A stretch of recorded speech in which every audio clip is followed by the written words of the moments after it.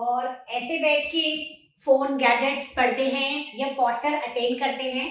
तो आइए जानते हैं आज की वीडियो में बच्चे ऐसा क्यों करते हैं, आप उसके लिए क्या क्या एक्सरसाइजेस कर सकते हैं और कैसे इस प्रॉब्लम से निवारण पाया जा सकता है।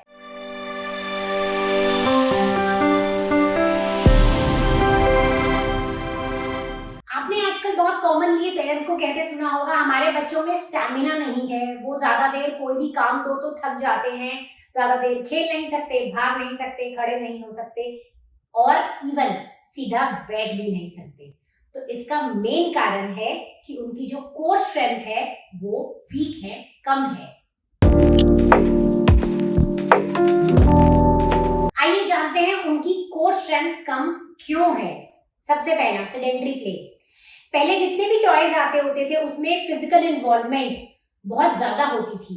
बैटरी ऑपरेटेड टॉयज आने की वजह से वो फैंसी तो बहुत लगते हैं, बट उसमें आपके बच्चे की फिजिकल इन्वॉल्वमेंट कम होती है। एज अ रिजल्ट उनकी कोर स्ट्रेंथ ज्यादा डेवलप नहीं हो पाती है।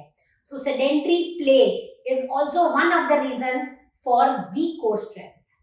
Number 2, outdoor activities, lack of outdoor spaces की वजह से काफी कम हो गई हैं। घरों में लिफ्ट्स आ गई हैं, स्टेयर क्लाइंबिंग एक्टिविटी कम हो गई है, leading to weaker development of core in children. Number 3, but most important, reduction in physical activity और reduce physical activity and increase screen time. Gadget का यूज बढ़ने से, चाहे मोबाइल हो, टैबलेट्स हो, they are very handy, whether they are being used for their work or they are used for the gaming or entertainment. Screen time बढ़ने की वजह से बच्चों की फिजिकल एक्टिविटी कम हो गई है, leading to weaker core and as a result वो अपने पोस्चर को सस्टेन नहीं कर पाते हैं, ज्यादा देर बैठ नहीं पाते हैं, एक्टिविटीज नहीं कर पाते हैं और अपने टॉर्सो को अपराइट होल्ड नहीं कर पाते हैं। अब सवाल आता है, कौन या किस एज ग्रुप के बच्चे जो हैं वो कोर स्ट्रेंथनिंग में पार्टिसिपेट या कोर स्ट्रेंथनिंग को कर सकते हैं। हर एज ग्रुप का बच्चा कोर स्ट्रेंथनिंग को इंक्लूड अपने रेजिमेंट में कर सकता है, या उन्हें अगर उनका कोई भी वर्कआउट शेड्यूल नहीं है तो उन्हें एटलीस्ट दिन में half an hour core strengthening के लिए निकालनी। तो आइए जानते हैं आपके बच्चे को कोर स्ट्रेंथनिंग की रिक्वायरमेंट क्यों होती है। सबसे पहले, कोर मतलब आपका बेस जो बनता है पोस्चर का, वो कोर की स्ट्रेंथ फॉर्म करती है। अगर आपका कोर वीक है, आपकी बैक मसल्स वीक है, तो आप सही पोस्चर में नहीं बैठ पाएंगे। Then to sit in a proper posture you need stronger core. तभी देखते हैं आप बच्चे वीक कोर होती है, कभी वो फॉरवर्ड बेंड हो रहे हैं, कभी वो लीन हो रहे हैं, कभी वो क्रूकेड हो रहे हैं। So to avoid all such postures you need to strengthen the core. Number 2, gross motor activities को इंप्रूव करने के लिए। इसका मतलब है अगर आपके बच्चे किसी स्पोर्ट्स में, आउटडोर एक्टिविटीज में पार्टिसिपेट करते हैं, जो हमारी कोर स्ट्रेंथ होती है वो हमारे लिम्स को, हमारे लेग्स को, आर्म्स को स्ट्रेंथ देती है टू परफॉर्म बेटर। तो अगर आप अपने कोर की स्ट्रेंथनिंग पे फोकस करते हैं तो आपका स्पोर्ट्स का परफॉर्मेंस इंडीड बेटर होगा। Number 3, fine motor activities improve करने के लिए। जो आपकी स्ट्रॉन्ग कोर मसल्स होती हैं, आपकी ट्रंक मसल्स स्ट्रॉन्ग होती हैं, तो आपके लिम्स को स्टेबिलिटी भी प्रोवाइड करती हैं।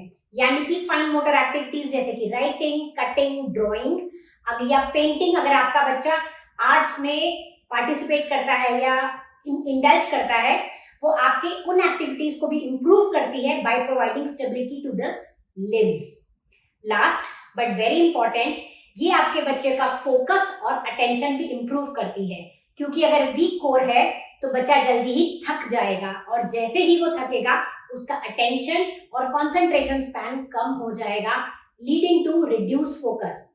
तो अगर आपके बच्चे की कोर स्ट्रॉन्ग है तो उसका पढ़ाई में अटेंशन भी बेटर होगा।